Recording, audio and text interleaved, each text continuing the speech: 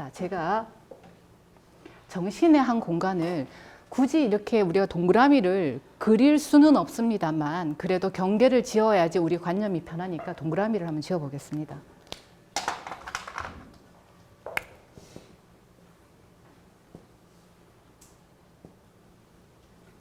참 저는 이렇게 뭔가 도형화시키는 걸 굉장히 좋아하는 것 같아요. 자, 우주의 입장에서 보면은 해는 절대로 뜨지 않습니다. 그쵸? 우주의 입장에서 보면 해는 지지 않습니다. 그냥 지구가 돌 뿐이잖아요. 그냥 우리 눈에 볼 때 해가 뜬다고 보이고 해가 진다고 봅니다. 해는 뜨지도 않고 지지도 않아요. 누구의 입장에서? 우주의 입장에서. 그렇지만 바라보는 이 사람의 입장에선 뜬다 진다라고 말하고 그걸 진리라고 생각을 하고 있습니다. 그래서 이 상대적 개념이라는 거는 여러분들이 앞으로 계속 방장이 공부를 해 나가면서 제가 계속 이 공부하는 과정에 촬영한 내용에서도 우화일체에 대해서 끊임없이 여러분들한테 말씀을 드렸습니다. 작은 이치의 섭리는 큰 우주의 섭리가 그대로 들어있기 때문에 여러분들이 저 물이 끓는 이치, 아침에 해가 뜨는 이치, 지는 이치, 이거를 깨닫지 못하면 큰 우주의 이치도 깨닫지 못하기 때문에 여러분들이 항상 앞에 놓여 있는 작은 이치부터 풀어가는 이런 그 철학적 마인드를 가지신다면 큰 이치는 저절로 꿰뚫어 볼 수가 있다라는 거죠. 우리가 보세요, 여러분. 이게 여러분들의 물질의 마음이라고 친다 하면 이것이 근본의 여러분들의 정신이라고 본다면 자, 요 정신과 여러분들 몸속에 있는 요 정신이 두 개가 아니거든요. 그죠? 근데 해가 뜬다라고 생각하는 건 요 빨간 선이 요 상대적 개념을 갖는 거예요. 요 입장에서 보니까 해가 뜨고 해가 진다 이렇게 말을 해요. 근데 얘 입장에서 보면 해가 지지도 않고 해는 뜨지도 않는다라는 거예요. 자, 깨달음도 이와 같습니다. 얘 입장에서는 깨달을 것이 없습니다. 왜냐하면 얘랑 똑같거든요. 여러분. 얘랑 똑같아요. 그런데 자꾸만 여러분들은 요 입장에서 보니까 요랑 다른 거예요. 그러니까 깨달음이라는 거를 여러분들이 추구하게 됩니다. 그러면 우리가 요것이 없는, 가지고 있으면서도 자, 우리 요것과 만나는 게 있습니다, 여러분. 우리 일과정 공부를 계속 하다 보면 지우개가 없다, 그죠? 자, 요 어느 틈을 통해서 아니면은 요 어느 마음을 통해서 몸은 가지고 있지만 의식이 넘어가서 아, 이거와 이것이 같구나 라고 인식하고 각성하는 상태. 각성하는 상태가 여러분 딱 오면 그때 여러분들은 아하 하고 압니다. 그래서 이 아하라는 이 느낌표는 여러분들이 각성이 된 상태입니다. 여러분. 몸의 각성을 시키기 위해서 우리는 카페인을 먹고 아니면은 뭐 청심환이라던가 이런 종류들이 몸의 각성제라면 정신의 각성제는 감각이라는 게 있습니다, 여러분. 감각을 있는 그대로 느낄 때 듣는 소리와 맡은 냄새, 현재 보고 있는 거 여러분들이 이 촉각, 이 느낌을 알아차릴 때 감각이거든요. 감이라는 거를 여러분들이 촉이잖아요. 감은 촉이잖아요. 감이라는 걸 여러분들이 인식할 때 내 내면에서 모르지만 깊이 있게 무언가가 올라오는 법열을 느낄 때 세상에 향하야겠다라는 뭔가의 마음이 올라올 때 이 감을 여러분들이 인식할 때 인식하는 상태는 깨어있는 상태잖아요. 각이잖아요. 각성의 상태잖아요. 각성의 상태는 깨달은 상태입니다, 여러분. 그래서 깨달음이라는 것을 노총교육원에서는 가장 아래 단계의 기본으로 두고 있는 이유가 깨달음이라는 거는 그렇게 크지가 않는 거예요. 자꾸만 상대적 개념에서 보니까 깨달음이 있는 거고 무슨 하나가 존재하는지 하나는 절대로 여러분 존재하지가 않습니다. 우리는 모두는 하나라고 말을 하잖아요. 대한민국 모두는 하나. 왜 하나가 존재했을까요? 대한민국이 하나라는 거는 대한민국이 아닌 다른 민족이 있기 때문에 대한민국이라는 걸로 하나가 되는 거잖아요. 모두가 하나. 이 하나의 장은 물질계의 다양성을 가지고 있는 입장에서 보니까 정신은 비물질이라서 하나가 되는 거지 원래는 하나는 존재하지가 않습니다. 신의 세상도 이 물질이 이대로 무너져 버리면 우화일체의 개념에서 보면 다양성을 가지고 있습니다. 집 하나를 지을 때 여러분, 집 하나를 지어질 때 이 집이 똑같은 걸로 집을 지을 수는 없습니다. 흙이 뭉쳐져도 흙을 쪼개고 들어가면 어느 것도 같은 거는 존재하지가 않습니다. 망고의 이치는 이 하나로 돌아갑니다, 여러분. 물질 입장에서 보니까 하나라는 거. 절대로 세상의 모든 신과 신이 아닌 이 모든 것들은 하나가 되지 않습니다. 다양성을 가지고 있습니다.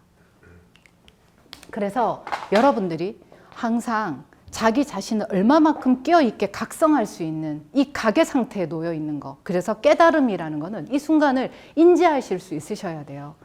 여러분들이 내가 지금 이 소리를 집중해서 듣고 있는 이 상태, 그리고 여러분들이 느끼는 이 상태, 그리고 자기 내면에서 올라오는 이 감각적인 상태를 얼마만큼 귀를 기울이고 있느냐, 이것이 여러분들이 깨달음의 상태라고 보시면 됩니다. 그래서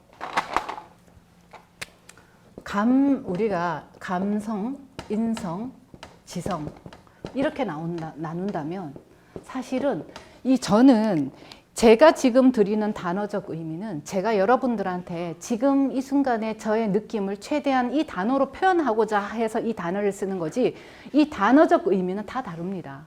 제가 말씀드렸던 각이라는 것도 사실은 그 사전적 의미는 조금 다를 수 있지만 제가 쓰고자 하는 감각적 의미는 이런 의미라는 것을 말씀드리고, 감성, 인성, 지성이 있다면 감성이라는 것은 사실 신의 영역입니다. 여러분들이 신을 알고자 하고 신을 다루고자 하고 여러분들 안에서 그 신을 뽑아내고자 한다면 이것이 잘 되어야 합니다. 여러분들이 지금 선사님과 더불어서 쓰고 있는 많은 신의 원력들, 배우고 있는 의통수련, 약손수련, 이 모든 것들이 어디에서 나오냐면 대부분 아직까지는 여러분들이 공부하는 과정 속에 있다 보니까 요 테두리에서 나오고 있더라는 거죠. 나라는 이 물질적 테두리에서 자꾸만 뽑아서 내더라는 거죠. 그런데 여러분들이 요 물질적 테두리를 넘어서 이 두 개의 테두리가 하나로 합쳐져야지 신의 원력의 필력이 나옵니다, 여러분. 그런데 여러분들이 이렇게 지금 연습해서 지금 익히는 과정입니다. 글자를 익히고, 익힘이 끝나고 났을 때는 여러분들이 여러분들의 업이 이 글씨체를 끌고 가셔서는 안 됩니다. 대부분은 쓸 때 보면 여러분들의 업이 이 글씨체를 끌고 가거나 아니면 자기의 삶을 끌고 가거나 아니면 자기의 행동의 패턴을 끌고 갑니다. 그것이 아니라 이 신의 원대한 인간의 근본적인 이것이 나를 끌고 갈 때 내 손을 저절로 끌고 가게 만들어야지 신의 필력이라고 할 수가 있습니다. 내 삶도 마찬가지입니다. 여러분들이 누군가를 만나고 무언가를 선택을 해야 되고 할 때는 제가 요즘 잘 쓰는 말이 있는데 input, processing, output 이렇게 말씀을 드립니다. 항상 우리가 삶 속에서 보면은 대상이나 조건이나 어떤 많은 문제들이 나한테 들어옵니다. 자, 이렇게 들어왔을 때 이거를 어떻게 이 안에서 프로그래밍 하느냐에 따라서 아웃풋은 다 달라집니다. 실험실에서 여기가 실험실이라고 생각한다면 여러분들한테 똑같은 조건에 제 목소리를 들려주고 똑같은 내용의 이 강의를 듣고 계시지만 여러분들이 나중에 나갈 때 문 앞에서 여러분들이 오늘 무엇을 느끼셨습니까? 라고 질문한다면 여러분들은 각각이 다 다릅니다. 그러면 이 인풋은 똑같은데 이 안에서 프로그래밍 되는 과정이 왜 무엇 때문에 다른지 여러분들이 한번 보셔야 됩니다. 이 프로그램은 우리 1과정에서 보면 자기 스스로를 두 개의 영역으로 나눌 수가 있습니다. 하나의 영역은 자기가 해결하지 못했던 자기의 습관적인 자기의 그 몸의 습관, 타고난 이 그릇이죠. 예를 들어서 라디오하고 TV가 근본적으로 다르잖아요. 마찬가지로 화면을 내는 것과 소리를 내는 거에 기본적인 물질이 어떻게 쓰여지냐라는 차이도 가지고 있지만 그 다음에는 이 습관의 차이도 가지고 있습니다. 거기에 플러스 자기의 삶이 더해져서 이 프로그래밍 과정이 다 다릅니다. 그래서 누구는 굉장히 이거를 철학적으로 이야기를 하고 누구는 나갈 때 굉장히 부정적으로 말을 하고 누구는 굉장히 긍정적 사고로 이야기를 하게 됩니다. 그래서 우리가 지금 하는 가장 기본적인 이 부분을 어떻게 해소할 것인가, 이 부분을 그러면은 최대한 완벽하게 이 부분을 정리를 하는 자리가 깨달음의 정신의 각자리인데, 그럼 이 각을 이루었을 때는 어떨까? 이 각성의 상태는 과연 어떤 걸까? 여러분들이 제가 늘 이거는 반복적입니다. 이 각성의 상태는 여러분 느낌도 감각도 모든 것이 그대로 살아있고 그대로 깨어져 있습니다. 저를 때리면 저는 아픕니다, 여러분. 저는 배가 고프면 밥을 먹습니다. 화가 나면 화를 냅니다. 이 속에 집착하는 마음만 없습니다. 이 집착하는 마음이 여기서 오는 마음이거든요. 그래서 우리가 많은 선지식들이나 많은 철학자들이 궁극적으로 말하는 것은 언어가 다를 뿐이지 그 의미는 다 같다라는 말씀을 드리고 싶습니다. 그래서 감성은 신의 영역에서 오는 건데 여러분들이 신의 영역을 얼마큼 각성시키냐에 따라서 달라지는 거. 인성과 지성이 있다면 지성이라는 거는 저는 이렇게 보고 싶습니다. 고정관념적 지식이라는 이야기를 하고 싶고, 이 고정관념적인 지식이라는 거는 학문이라던가 우리가 많은 것들로 이 지식이 쌓여서 지성이라는 걸 이루어냅니다. 지성이 많은 사람이 인성이 좋다고 할 수는 없습니다. 그러니까 지적인 사람이 인품이 좋다, 우리는 이렇게 말하지는 않습니다. 그러면 지적인 사람이 성공한다라고 말하지도 않습니다. 이거는 성립되지 않는 그 공식이죠.